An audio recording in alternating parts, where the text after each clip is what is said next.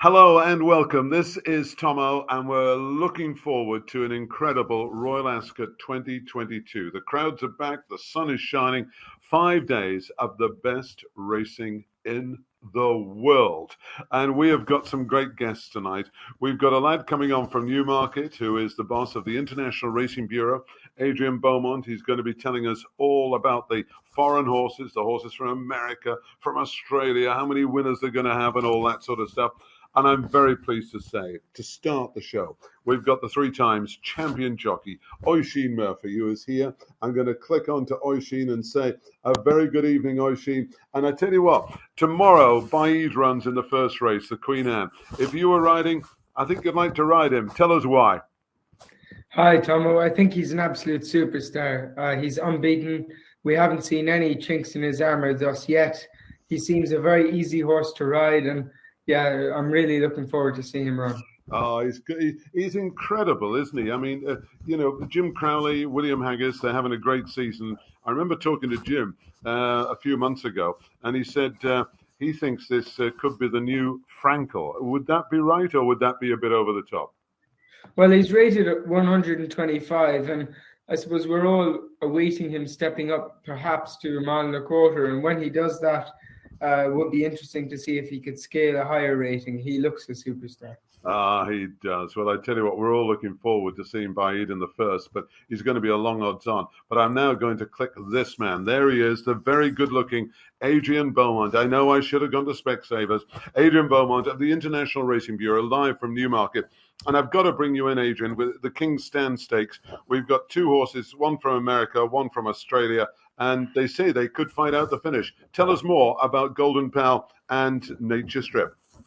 Well, I think most of your viewers, good evening, Derek. Most of your viewers will be very familiar with Golden Powell. Obviously, Golden Powell came here as a 2-year-old and just got beat by the Learjet. I think Oisin will know all about that. And Wesley was extremely disappointed. He thought the horse was a certainty. He's proven to be an almost unbeatable horse ever since. And although the other time he got beat was when he came to York and ran in the Nunthorpe. And that was very disappointing run as well when Frankie rode him there. And talking to Wesley after the race, I think he didn't really know, he was at a loss for words as to what had happened with Golden Powell. But subsequently to that, when they got him home and they checked him out with the vets and they trained him a bit, they realized he had some sort of breathing problem, which they managed to sort now. So it was a very minor thing, just he got trapped when he was running at York, I think, and he's just now in absolutely very good form. Of course, he came out and he won at Del Mar last year, the Breeders' Cup Turf Sprint race, and then he won his comeback race, the Shakertown, which is a Group 2 race over 5.5 furlongs back in April. And his new jockey is Irad Ortiz, and I'd love to hear a bit from Oisin about Irad. Irad is going to be riding here all week. He'll ride all of Wesley Ward's horses right through from Golden Powell right through to Campanelle on Saturday. And it's going to be very exciting to have a jockey who won the Belmont Stakes at the weekend. Nobody is riding with better form than Irad anywhere in the world probably right now. So love to hear Oisin's view on Irad riding Golden Powell straight over at King's Stand. What's he like, this American jockey? He's in great form, isn't he? Yeah, he's a guy we should all really idolize, particularly his rides on dirt. He's been very successful. He knows Golden Powell incredibly well. He's his regular rider in America, and he hasn't that much experience. I suppose that's the only thing. He's ridden at York. Can't remember which of Wesley's he rode at York, but I'm sure he's been over there before. And this will be a new experience for him. But don't get me wrong, he is top class. Just a matter of interest. Acapulco at York. Yeah, that's true. But just a matter of interest, Oisin, he's very inexperienced at the track. Will that detract at all? I don't think so. I suppose he's ridden all over America and probably not that much on straight courses. But Wesley's horses generally are straightforward. They jump well and they race on pace. And I'd imagine he will ride them where he's comfortable or where they feel comfortable. And if they're good enough, they'll win. And I'm coming back to you, Adrian, because Nature Strip, I mean, he's won 20 races. He's won over £10 million in prize money. And he's trained by the great Australian Chris Waller. Yeah, well, Chris, he's got something to settle here because you remember he last had a runner. He brought a horse called Brazen Bow over back in 2015 now, and he was beaten by that man Wesley Ward with undrafted. And you probably remember the race because it was undrafted. It was on one side of the track with Frankie Dettori, and Brazen Bow was this side of the track with Craig Williams. They were split by the width of the track. And Frankie, being Frankie, just got the nod there. So Chris has waited all this time to come back with a horse of similar quality. He thinks Nature Strip is probably the best sprinter in the world right now. And the good news is that they're drawn pretty local together. They're both drawn. Nature Strip's in 10, Golden Powell's in 13. So it is really going to be a battle of the Titans. We know that Golden Powell is going to go on. Nature Strip, hopefully, presumably, will be tracking him or pretty close up. Nature Strip's a really super horse. He wins on all sorts of ground. He won a Group 1 last time on heavy ground at Randwick, the TJ Smith. Extremely consistent at over 5 and 6 furlongs. And they've actually put him in not only in this race, but he's also put in the Jubilee, and it's possible that he will come back and maybe run back in the Jubilee on Saturday, the Platinum Jubilee, which is hasn't been done probably since Choisier did it with Johnny Murtagh many years ago. So be interesting to see if Nature Strip can come back. But no, he's a proper horse. He's a justifiable favourite, and he's got James McDonald in the saddle. And maybe Oisin can give us a word on James because he's doing unbelievable statistics in Australia, but maybe unfamiliar to some over here. James has been based over here with Charlie Hills in the past, and he had a good connection with a horse called Dutch Connection. He also rode Big Orange. He had good winners here.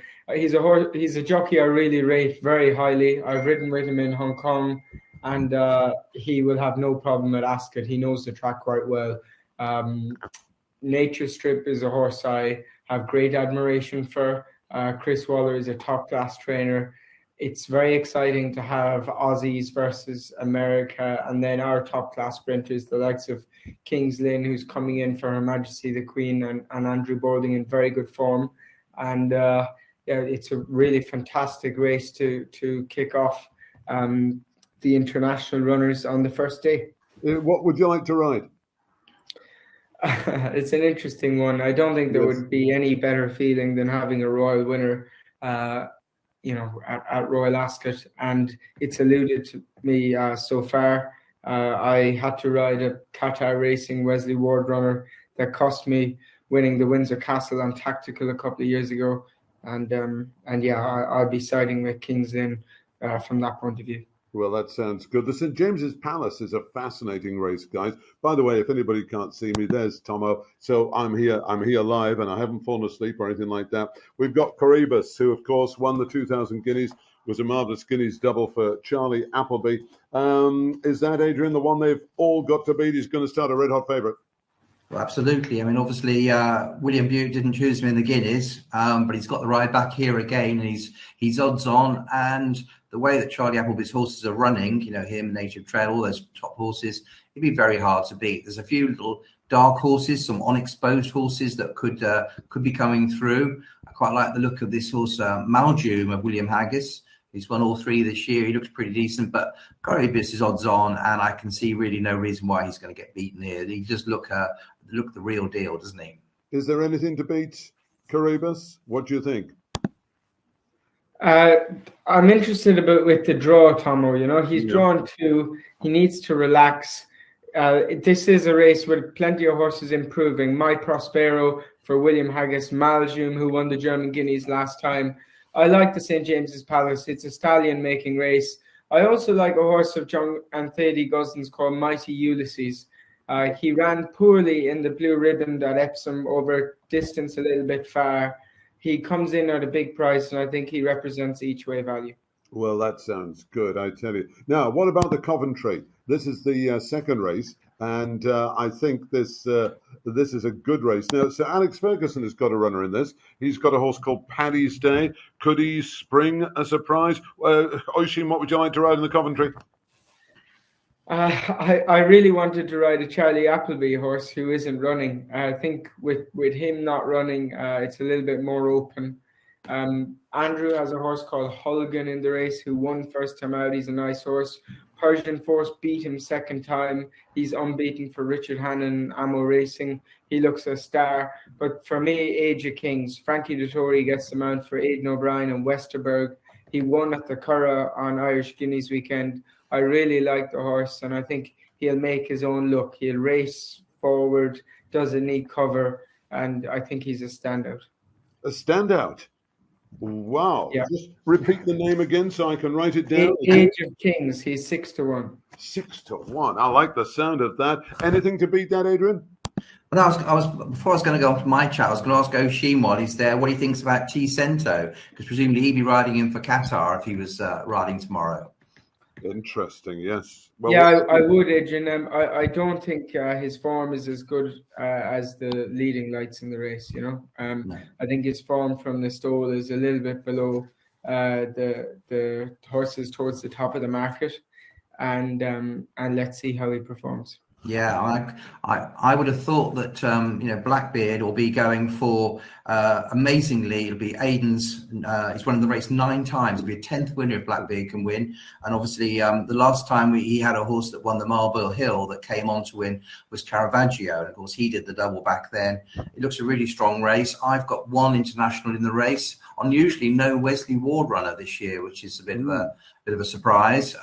He doesn't seem to have a horse that's of the quality, but we've got a horse called Late September.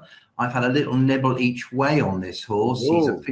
He's a 50-1 shot with the bookmakers, which I think's overly priced for an American horse. He won his maiden at Churchill. The only downside was he won a maiden at Churchill on the dirt, 4.5 furlongs. He was finishing very fast that day. He's got an upgrade on jockey because he's got Colin Keane riding for him. So, he's very shrewdly picked him. He's trained by a guy called George R. Arnold II. But to his friends, you can call him Rusty. So Rusty Arnold is the guy. He actually had a filly that Artos that finished 4th in the Queen Mary last year. So he knows what it takes to win this race. Got very enthusiastic Irish owners who come over from Florida. Kieran Dunn's come over with his family to see Late September. I'm really hoping for a big run from him. But I mean, more realistically, looking at the more fancied horses, I mean, Blackbeard's, I think, holds the form, and I'm not surprised he's favourite. And anyone who's been reading the papers have been watching this horse, Persian Force, owned by the powerful Kia Jobashian stable of Ammo Racing now, and trained by Richard Hannon. Russell Ryan's got the ride. He's won 2 races, very impressive at York. Bought presumably for a lot of money privately after he won, and Richard Hannon is making all the right. So no, sorry, I apologise. Persian Force, he was bought very expensively as a yearling at the Gough Sorby sale, and Persian Force looks as though he's got very, very good form. And Richard Hannon's saying he's probably the best 2-year-old he's trained since Camford Cliffs. And the one that was bought expensively after he won at York was Bradsell. Archie Watson, being bought by Sheikh Nasser of Bahrain, runs the name of Victorious. And Holly Doyle's obviously got the ride for Archie. Bradsell, 9-length winner of a maiden at York. And York obviously is a top-class maiden form, you'd think. So, obviously I'm interested by Oisin going big on Age of Kings. But Blackbeard obviously is the one for Aidan. Persian Force for Hannon. And Bradsell is another one at a bigger price maybe each way. Well, I think you've narrowed it down to about 10 potential winners of the cover. Anything else, guys, on day 1? Anything else we should be looking at? Pied Piper, Gordon Elliott's in the Ascot Stakes at 5 o'clock. Anything else of interest on day 1? No, I mean the Ascot Stakes, Derek, is usually you always got to look out for the Irish, either Gordon Elliott or Mr. Mullins. I think they tend to sort of have their race between them normally. Right. Well, let's move on to day 2 at Royal Ascot. This is the Wednesday, and we've got some good racing here. What do we got? We've got the Queen Mary to start with. Oh, now come on, tell us about this Love Reigns and Wesley Ward.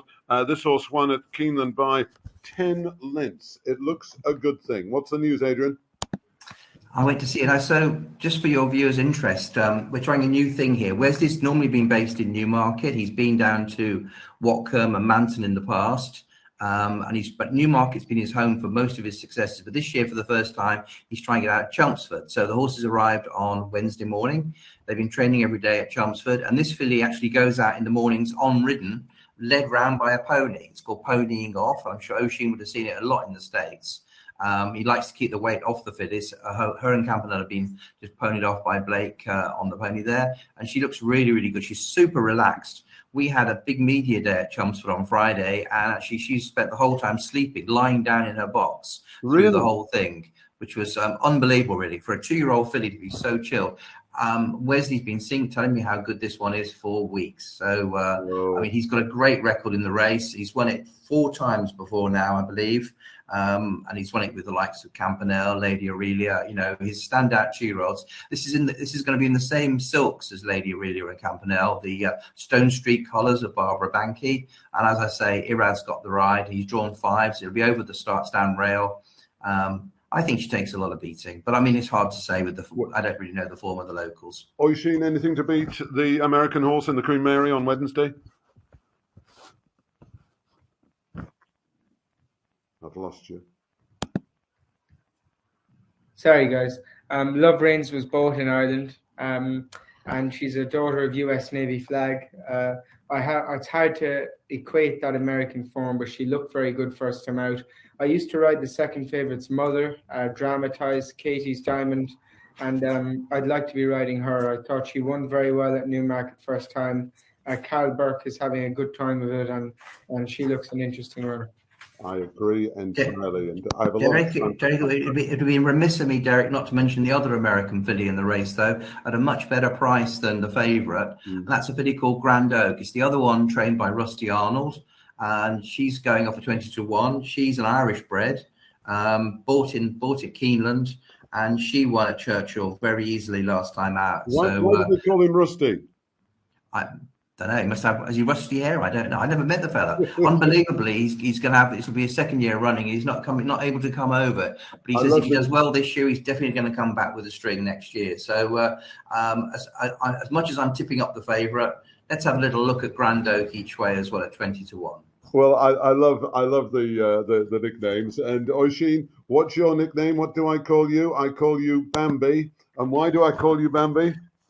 I have no idea. Oh, because my name means fawn, little deer in Irish. That's right. Oisin is little deer. So my nickname for Oisin Murphy is Bambi. And he loves it. He really loves it when I say, hello, Bambi. Let's move on quickly, because I know his mum's probably watching, to the Prince of Wales. Just the 5 runners, guys. Bay Bridge is the red-hot favourite. Sir Michael Stout, Ryan Moore won the Brigadier Gera by 5 lengths.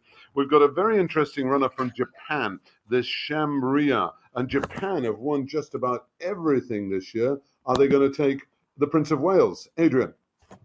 Well, I cannot believe he's not favourite. I know the Sir Michael Stout horse looked really impressive at Sandown, but this horse has got massive form in the book. He was 3rd in the Japan Cup, and then he came out and he won the Shima Classic, beating Yabir and some really good horses. Christian Demura rode him that day. He's stable with Roger Varian. We did a piece of work on the Lime Kilns, which is the big turf gallops in Newmarket on the Golden Mile, tracking in behind some of Rogers on Saturday. Christian Demuro is in the plate, and Christian actually flew in specially to ride the piece of work on Saturday. He beat Yabir, he beat Authority. Pile Driver was in behind, maybe a bit unlucky that day, Pile Driver, but it's very, very solid Group 1 form. The only thing that you would say is that's a 1.5 miles. He's stepping back in trip, but we all know that the Prince of Wales, the course is a stiff 10 furlongs at Ascot. So I'm surprised he's not shorter than he is. He's 72 about. Oisin, what would you like to ride the Prince of Wales on Wednesday? I have massive respect for Bay Bridge. Sir Michael Stout's having a terrific season, but I'd love to be riding Shahryar. I felt his form in Dubai was strong. He can race on pace. He's a very tough, hardy horse who's done it, and he would be my obvious one. I can't believe the price. He's 3-1, 7-2. He's a very, very good horse. Oh, that is super. Guys, moving on to the Derek, just before we go on, can I just give a name check for State of Rest? Because if Brendan was with us now, he'd be tipping that up for Joseph, you know. Yeah. I just want to say that horse was a legend last year. You know, he went State of Rest, he won in New York, he went all the way to Melbourne and won the Cox Plate, which is their premier weight for age race in Australia last year. I mean, that is fantastic form. I was lucky enough to be in Ireland for Irish Guineas Day, and he finished in an absolute heap with Alan Kerr and the very decent race, the Tatzel's Gold Cup that day. So stage to rest. He's been an international globetrotter. I'm sure he'll be heading back to Australia later in the year. And I think it'd be remiss not to mention that one. Lord North, obviously, is a very top horse for John Coston. And I'd like to thank the connections, the very brave connections of Grand Glory in the race. What you might not know, you might just see her as an outsider in the race. She went to Japan last year and finished fifth in the Japan Cup. Well, they paid £70,000 to supplement for this race. Wow. So hats off to the connections of Grand Glory. Makes it a more interesting race to have her in the race, and to have paid £70,000 for the privilege. We salute you. I tell you what, I'd love to talk about the Royal Hunt Cup because it's one of my favourite races. 30 runners over the straight mile. It's the 5 o'clock on Wednesday. I do like Dark Shot of Charlie Hills. Now, it's wide open. We all like to try and back a winner. Oisin, if I gave you the choice of all 30 in the Royal Hunt Cup, what would you choose? Very, very difficult decision. I've won this race before, but you need an awful lot of luck. I felt Astro King was unlucky last year. Real World, who is running in the Queen Anne, he's a proper Group 1 performer, beat him. And won the race last year, beat Astro King. That's the sort of caliber of horse you need to win a race like this often. And there are many of them fit the profile. Andrew has Symbolize in there. If I was to pick one, I think I'd be riding the Great Gadian. I hope I'd be riding him for King Power. He's won both his starts this year. He hasn't had a lot of racing. His horse that should improve with age, and I like his profile. Well, that is good. Adrian, the Windsor Castle, Wesley Ward's got an interesting horse called Seismic Spirit. What's the news?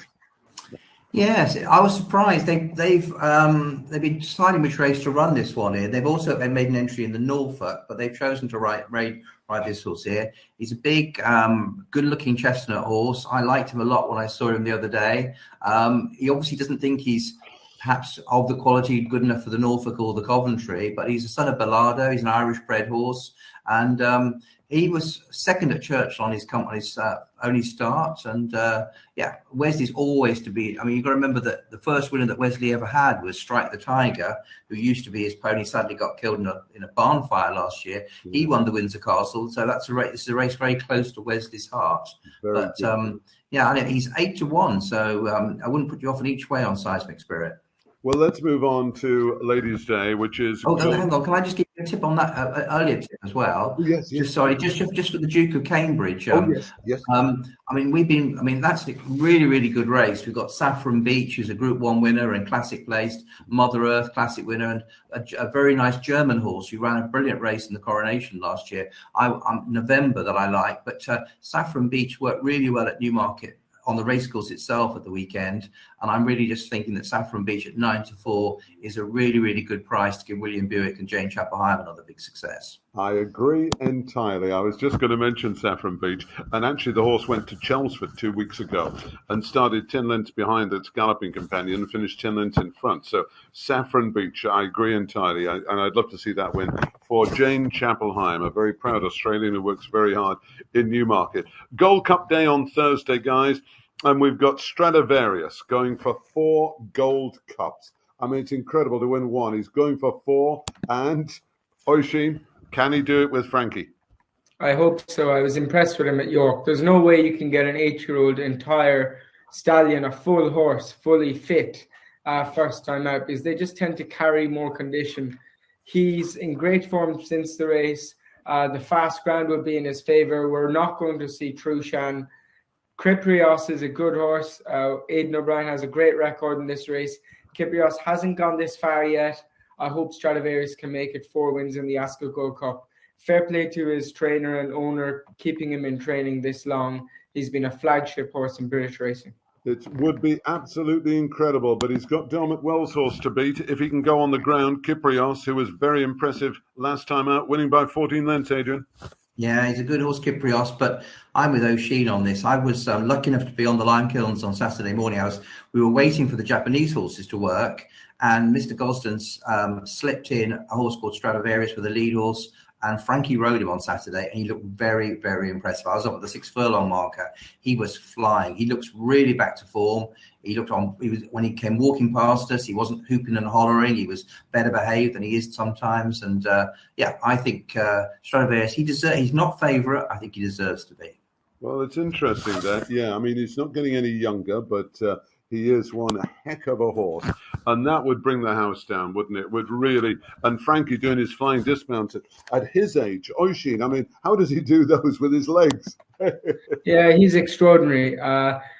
Frankie is an incredible athlete. He trains hard on the treadmill and he looks after himself. He has been riding quite a bit more this season, but riding at his level all over the world, he's an extraordinary man. He is an extraordinary man, and I mean he's nearly as old as me, and he's still going strong. Anything else on Thursday, guys? We've got the Ribblesdale, the King George V handicap, the Britannia, the Hampton Court. I mean, it's terrific racing. Anything else fancied, Adrian? Have you got anything else for us on Wednesday?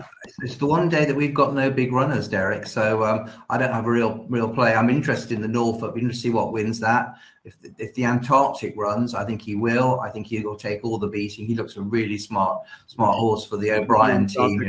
He's a dark angel. I'm sorry, I'm tipping up favourites here, but he does look very useful. And a horse called Wallbank. Have a look at him. He's another ammo horse that I like the look of. I watched him at York back at the end of May, and he won well there. He won by 7 lengths, and I think that. Have a look at Wallbank in the Norfolk for Ross Ryan and Ammo. And Oisin, anything else you fancy on Thursday? No, I felt like the Ribblesdale is a strange race with Emily Upjohn not running. Yeah, I thought it could be wide open, to be honest with you, Tommo, which is a little bit unfortunate, but I can understand John Goslin's thinking. She's just run in the Kazoo Oaks. She could go to the Irish Oaks and the King George after. Right. The interesting race, Derek, towards the end of the card, I always think brings up a new horse, a sort of new horse for the future, is the Hampton Court. It's a 3-year-old Group 3 over 10. I don't know if he's going to run that. Who Yamal's entered. Oisin will know more about that. He's going through the sale as we speak now. He won't run in the Hampton Court age, and I'd say he'll run the King Edward. But I tell you who we should mention in the Hampton Court, guys, and it's Her Majesty's best chance of a winner the whole week is Reach for the Moon. If he runs to his Sandown run last time, he wins, and I'll be cheering him on. I felt like he was a very good 2-year-old, and I was delighted with his reappearance where the Gosling said he would improve from the run, and he's a horse that everyone should be putting into their accumulators. You'll be doing Baid, a horse maybe in the sprint like Nature Strip, and then this fella as well. I agree with you. I agree with that. It's definitely one of the naps of the week, Derek. But a couple of little outsiders to watch out for. I mean, again, we haven't got the decks yet for that day. But if Aidan O'Brien runs either History or ACAL, they be quite fancied, certainly more fancied than they are at the prices now. And I think one horse that fascinates me is a horse called Claymore. It's Jane Chapel-Hyams. It's owned by Mary Slack, who owns the yard where Jane trains at Abington Place.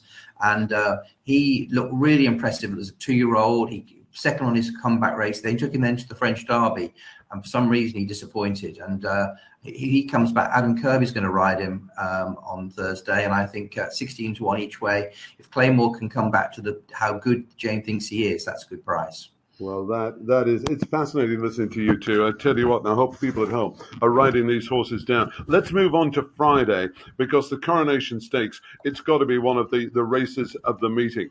We've got 3 classic winners in it, and we've also got Inspiral, who's one of the favourites, representing John Gosling, Frank Dettori, hasn't even run this year. So it looks an absolute cracker. So come on, Oisin. You have the choice of any horse in the Coronation Stakes, which includes 3 1,000 guineas winner. Which one would you buy? Prosperous Voyage. What, really? She will race on pace with Cachet. Yeah. She missed her appearance in France due to an issue at the port. I think the stiff mile at Ascot will suit her. And look, the ground, she may appreciate a little bit more digging the ground, but she lets down and tries hard on firm surfaces. I'd love to see Rob Hornby getting his first Royal winner. Oh, that would be something for Rob. It really. What was it like having your first Royal Ascot winner? What was it like? Ben Battle in 2017. It was a massive amount of relief. I thought it would never happen. I had chances before then, but I didn't even come close. It was just it was a great feeling to get on the board. The best riders, the best horses, the best trainers, the biggest owners all over the world, they're all at this meeting. So you want to compete there. By the way, I've just got to ask you on a personal note. I remember when you came over to Ayr for the Ayr Gold Cup. I think, were you 17? You didn't just win the Ayr Gold Cup, you won 4 big races that day. How old were you that day? Yeah, I'm not sure, Tommo, but I was young. It was my first season. I'd only been riding since kind of May of that year. It was 2013. And it was moments like that you don't forget, really. I was lucky to be riding for good people. Well, I'll never forget it. And I thought then this guy could be pretty good. And for once, I was absolutely spot on. Come on, what else is good for the Coronation Stakes? Adrian, what do you fancy? Well, I'm not sure I fancy them as such, Derek, but we do have 2 really, really interesting American fillies running in this race. Yeah. You know Graham Motion, who's been so successful. He's had lots of runners here in the past, but Sharing got touched off in this race. She was second a couple of years ago. He's sending an interesting filly called Spenderella over. That's right. She's 3 from 3 this year. She won a group race at Keeneland last time. And Graham Motion, ever shrewd, hasn't brought an American rider over. He's going to use William Buick. I think that'll be a huge bonus for her, and with his knowledge of the track. So Spenderella I'm sure will outrun her price. And the other one is Pizza Bianca. Pizza Bianca will be Christophe Clement's first runner at the Royal Meeting. He's obviously he was assistant to Luca Cumani. He's then trained outstandingly well in New York for many years, and he's brought 2 horses over this year, Pizza Bianca, and he runs one on Friday another one on Friday in the Commonwealth Cup, which we'll talk about. So Pizza Bianca is interesting, Derek, because I know you like your food, and she's owned by Bobby Flay, who is like the Gordon Ramsay of America. He's a big name chef. Has lots of TV programs and chain of restaurants, and Bobby's coming over. So Pizza Bianca, and she's not just turning up for the run because she won the Breeders' Cup Juvenile Turf last year. So the form's in the book. She looks really, really good. If I was going to give you a tip, though, really, obviously we don't know about Homeless Songs. I'm guessing that she probably won't run if the ground comes up as firm as we expect. But please have a little look at Mangosteen. Mangosteen's owned by a guy called Tony Parker, who's a very famous American basketball player. So we're going to have lots of chefs and basketball players and lots of things going on. And Mangosteen won the French Guineas, the Prix de Poulet des Pouliches. He's trained by Mikel Desongo, who has had a little bit of a quiet spell for a few years, but it's great to have him to have one back. And obviously he knows exactly what he's doing, Mikel. So I think Mangosteen, I can't believe that she's about 8-1 because I think she's an each way price. She's a classic winner. Now, guys, stay with us because I understand we've got Brendan Powell on live from Ireland. If I can get him, and I'm hoping that he will join us now. Let's just see if I can get him. Brendan, I'm trying to click on to the right one to get him on. So I just, Brendan, I will, there he is. He is live. Brendan, how are you? Are you well? I am, yeah, half an hour late, but I've been, technology wouldn't be my greatest point, I'm afraid. Oh, listen, don't worry. You're older than me. I know what it's like. Listen, what was the year you won the Grand National? What was it? Was it the 19th century or the 20th century? When was it? Oh, 88, Derek, yeah, 88. 1888. I tell you what, you still look well. Now, you're assistant trainer to Joseph O'Brien. You've joined us we're on to the 4th day. But what have we missed? Yeah. What are you looking forward to having for Joseph in the next few days? Well, we got a few there. I'll just quickly go through a few of them. I did fancy Benno very strongly tomorrow, but unfortunately he doesn't run. Yeah. But we've got a very nice horse in there called Okiti Sushi. He runs in the mile 6 tomorrow. He was second to Raise You, which is another one of our horses at the Curragh on his first run this year. Now he's only had the 3 runs, Eric, but he's a decent horse, and he's I think he's about 7 or 8 to 1, and I think he's got a massive chance tomorrow. Oh, that sounds good. Well, that is good news. I mean, you've got to pick these horses at the right time. And do you think Joseph's got it spot on? Because, he was a great jockey. He is a superb trainer. And he's one of, 3 O'Briens who are sending horses to Royal Ascot? Yeah, and the thing about him is he's very much with these sort of horses as making plans for them. And this horse ran at Thurrock 3 weeks ago. The plan was to go there. You know, he only had the 2 runs last year, so he went there. He actually ran above our expectations, finishing second. And the horse that beat him, Raise You, is a very good horse that's going to go for the Irish Ledger of ours, and he stayed on well. And Declan McDonough rides him, the enforcer, so and he loved the ground as well, you know, because it's going to be quick ground there tomorrow. What, there's a young apprentice. You've got a young apprentice riding. When is it this week? Yeah, we got a couple. Mikey Sheehy, he rides Hosea. Yeah. She's favourite there on Wednesday. A nice filly. She's actually been sold to Qatar after she finished third last time, but that was at the Curragh as well. Yeah, Oisin would have been riding her. I thought young Kieran Fallon would, but I think Joseph's left young Mikey Sheehy on. He was second in the apprentice table last year, and a very, very good, you know, one of Joseph's serious young riders. I tell you what, just imagine that as a young apprentice having a ride on a fancied horse. I tell you, plenty still to come. Let's move on to the Commonwealth Cup on Friday, the big Group 1. Now, we've got Perfect Power dropping back in trip after finishing 7th in the Guineas. Oisin, what would you like to ride in the Commonwealth Cup on Friday?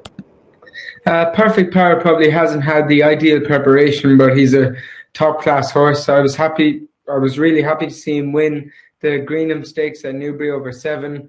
He was a little bit disappointing in the Kipco 2000 Guineas, but back to 6. And I'm sure Richard Fahey is happy with him. You know, he's been bullish about him in his interviews. And Christophe Soumillon keeps the ride. I'd love to see him going with. I tell you what, he might win. Adrian, what do you fancy for the Commonwealth Cup? Well, it's an interesting one. I mean, Perfect Power. I like some of those horses that were really good 2-year-olds. I think they trained on Go Bears Go and Twilight Jet. Talking to Michael O'Callaghan when I was over for the Irish Guineas, he was really keen on Twilight Jet. He thinks he's kept all his form as a 2-year-old. I think he's overpriced. I think he's been a bit of a gamble actually on Twilight Jet, and I'm not surprised about it. We've got one American runner in this race, and that's going to be really interesting because this will be Christophe Clermont's first runner over here. Slipstream's his name. I don't know much about him. He's a very good-looking horse, though, I have to say. I've watched him out. He's been going up Warren Hill each morning, up Long Hill, and he looks like he's a proper horse. He looks like he'll stay further than 5. He's actually been running 6 rather. He's actually he's run up to a mile, so obviously he's pretty versatile. He ran 6th in the Breeders' Cup last year, but he won his comeback race at Keeneland. I'm not saying he's going to win, but he's going to run really, really well. And it's great to get these big name jockeys over. We've got Joel Rosario and Jose Ortiz coming over. So 2 superstar jockeys who are coming up for just one ride on Friday. They're in and out jockeys, which is really unusual. We've got Irad here all week, Jose and his brother Jose, and obviously Joel coming in just for the day. So interesting to see those American jockeys. I think they'll ride really well in the sprint. I think they will. It's great, this. It really is. I've got to bring Brendan in again. Anything else that you fancy on Friday, BP? In the Commonwealth, yeah, and I totally agree with Adrian on Twilight Jet. He's been paid for this race. Didn't sort of set the world alight last year, but now as a 4-year-old, he's done well, won well first time out. But don't rule out Sacred Bridge. 25 to 1 at Gerald Lyons. When he won at Cork a few weeks ago, we finished 4th with a filly in that called Brostay, and she won a listed race since, and she went to France last week, and she won by 2 lengths in a Group 2. So I think Sacred Bridge. We all know that Gerald Lyons hates having runners over in England. He hates going, but he definitely runs this one, and it's a massive price at 25s. Wow, that is worth knowing. Guys, anything else on Friday that is worth a mention at a possible nice price? Who would like to put the hand up and answer that question? Hey, here we go. Adrian, put your hand up. What have you got? I've got a couple of dark horses in the later races. That was all, Derek. I just wanted to give a mention. In the Sandringham, which is the race that Johnny Mercer, of course, won with great belief last year, which is personally a great pleasure for me and my daughter Sophie. We've got Fresh Hope. And I think Charlie Fellows, we're very lucky. The American and Australian horses are based at Charlie Fellows this time. And Fresh Hope, I think, has got a bit of a shot in the Sandringham. I think it's an each-way chance. It'd be good, another winner for Hayley Turner. But one that I've got a real insider information on, hopefully, is in the last race, the Palace of Holyrood House, which is the 5 furlong sprint. It's like sort of the Wokingham equivalent for 5 furlong horses. The favourites, possibly if it turns out again after a week, will be that Myth Bai horse of Roger Variance. But the one I'm interested in is one called Ruthin. Now, Ruthin is a very interesting horse. It came over last year for Wesley Ward. It's owned by Barbara Banky. It just sneaks into the handicap. This is a 0 to 105, and we've got this one in on 105. It'll be top weighted, but it beat a horse called Derrynane at Keeneland last time. That was a listed race. And I think she was 7th last year when she came here in the Windsor Castle. But I do think this is not the greatest of races. This is more her level. And I think of 105, I can see her running a really big race. Ruth in. Anything else, Oisin, you'd like to ride on Friday? Sorry, Tommo. I felt like the racing on Friday is quite tough. The Sandringham's always a race that I've wanted to win. Jamie Spencer's got a good record in it. Charlie Fellows has won 2 of the last 3 renewals. I don't know if they've got anything super handicapped this year. In the Commonwealth Cup, we obviously spoke. Campanelle won the race last year. It's unfortunate that there are no American runners this year. But Perfect Power is too good for them. It's great. By the way, can I ask you, who is the jockey you least like to see upside you at the furlong marker? You know, you're going well, you're going for everything. You know, is it William? Is it Ryan? Is it who is it? Who do you not want to see at the furlong marker? I know all those guys are really top class and very strong in the finish, and they ride good tactical races. So you're hoping that you're well clear of them. Exactly. Well, I tell you what, there's going to be some great finishes this week. Let's move on to Saturday, because we've got the Platinum Jubilee, and it has been the Platinum Jubilee year. Absolutely incredible. And I've got to bring you in the boss of the International Racing Bureau, because we've got a horse from Australia. We've got a horse from America. Come on, Adrian, tell us what's the news on the Platinum Jubilee.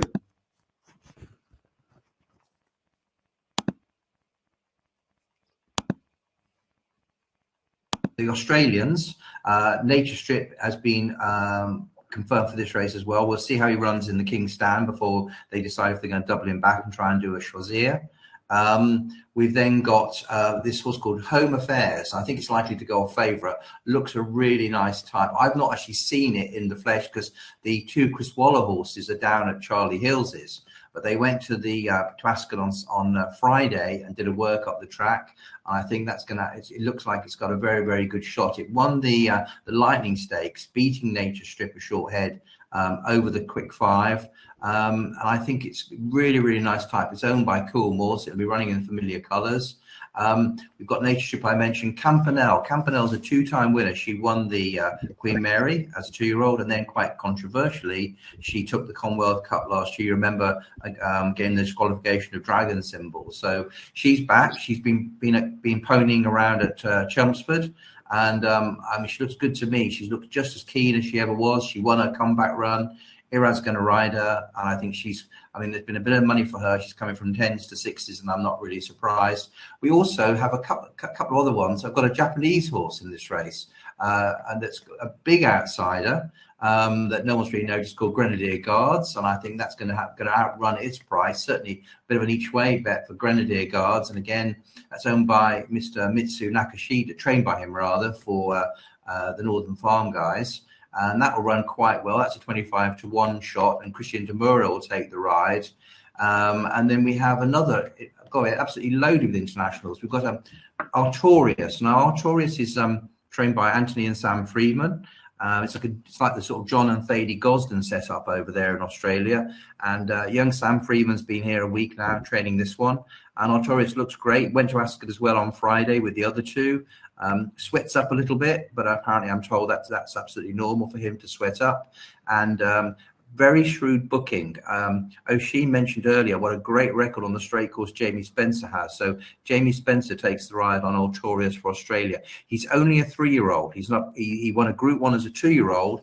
He's a 3-year-old now. He's 3.5 by our standards, but he's going to take all the beating. But if Brendan is still there, yes, I've heard a bit of a word for an Irish horse. I'd love to hear what Brendan thinks about A Case of You, because my friend Adrian McGuinness is very bullish about him coming back to form, Brendan. Yeah, and he ran it at the Curragh last time, finished third. And I do know that Ronan Whelan got a fall the day before, and Declan McDonald was going to ride it. And Ado said to Declan that he left the horse undercooked because he wanted a spot on for Ascot.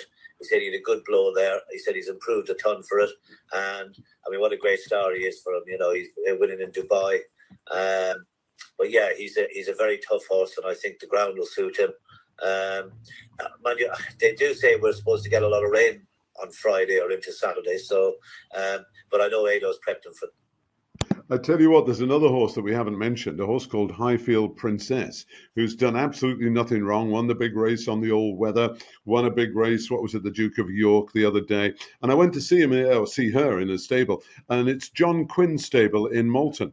And Brendan, you used to ride against John Quinn. I mean, he's nearly as old as you, isn't he? He is, but he's a great trainer, and I mean, this Highfield Princess, like you said, has just improved over the last year, and yeah, John's done great with it. He's a great trainer. He's a good target trainer. I tell you what, it was good. I think Highfield Princess each way has got a tremendous chance. She's a big price. Guys, anything in the Wokingham? It's the big handicap of the week. It's going to be... Oh, here we go. Tommo, I love Jumbie in the Wokingham. I think he's a very good horse. I've won on him before. I feel his handicap mark is fair. He'll need luck in running, but he's the type of horse that can win that race. That is called Jumbie, Eve Johnson Houghton's horse. Yes, yeah. Yeah. Oh, well, that's good information. BP, have you got anything from Ireland? Not for the Wokingham, I can't think. I think it's those races, whatever goes the fastest, the quickest up that straight. Oh, thank you for that. Adrian, what have you got? No, I'm not an expert on the Wokingham this year, but I would be interested looking at another race, the Jersey, while Brendan's on. Yeah. Do you think that filly Agartha would come over for the Jersey? Because she would be a real hot pot in that race, in my book. I can't believe she's a huge price. I'm guessing she's probably a non-runner, Brendan. Sorry? Agartha. The plan is to run her at the moment, yeah. So I thought she ran well in the Guineas. The ground was on the quick side. She does like cutting the ground. Well, she's gone on both, but I do feel she's better with cutting the ground. And she wears her heart on her sleeve. Pat McCabe rides her every day. She seems in great form, and the plan is to take her over there. So I hope they get the rain they're due on Saturday. And yeah, if she gets a bit of rain, that will help her. Anything else for the final day, guys? Because it's always nice to back a winner on the final day, because you go home with some money in your pocket, you know, after spending, you know, because it's not cheap to buy a bottle of champagne, as you well know, Brendan. Mind you, I can't remember the last time he put his hand in his pocket to buy a bottle of champagne. But anything else, guys? Put your hand up if you've got anything else for the final day. Here we go. Yes, Adrian. I think we should quickly mention the Hardwick Stakes, Derek, which is probably the feature race of the day. Yeah. The bookmakers making Hurricane Lane odds on for his comeback run. Yeah. So it'd be tremendous to see a horse of his quality running, wouldn't it? It would. And they're taking on a horse like Solid Stone, who won so well the other day at Epsom, didn't he? Won the Coronation. So yeah, I like the form of that. I mean, just great race to watch. I do hope that Hurricane Lane comes back to form and shows us what a good horse he is. Well, I tell you what, guys, it's been absolutely superb this past hour. It really has. I know, Brendan, you only came on for the last half hour, but it's great. But listen, I've got to finish by asking you the bet of the week, the ride of the week, the horse you would like to train. What is that horse? And Brendan, I'm going to start with you. I'm going to go to Friday in the Britannia, and it's one of Joseph's, a beautiful grey horse called Amortentia. And it's owned by JP McManus's daughter, and he was so impressive when he won at Naas first time out this year. He came from last to first, and he won very comfortably. The handicapper didn't kill him, and I think he, for me, in the Britannia is a massive bet. That sounds good. Adrian, what's your bet of the week? Well, it's not very clever, but Love Reigns, obviously, in the Queen Mary is going to take all the beating. And I think Oisin and I are of the same opinion that Shahryar is overpriced in the Prince of Wales. Well, I've got to finish with Oisin. Oisin, what would you like to ride? One horse over the 5 days. What's the name of the horse? I'd love to make history on Stradivarius. That would be very special. Yeah. And he has a massive following. So, you know, if you were to only be able to win one race at Ascot, you may as well win the Ascot Gold Cup. Exactly. And if he does, it would be incredible. It would be a fourth time and the fifth time he's won it to Ascot. Gentlemen, thank you very much indeed for taking time tonight. Brendan Powell, former Grand National winning jockey, Adrian Beaumont, the director of the International Racing Bureau, and the 3 times champion jockey, Oisin. And get back soon. We're looking forward to seeing you. And I'm so pleased you're looking so well. Gentlemen, thank you very much indeed. And ladies and gentlemen, wherever you've been watching around the world, enjoy Royal Ascot 2022. Bye-bye.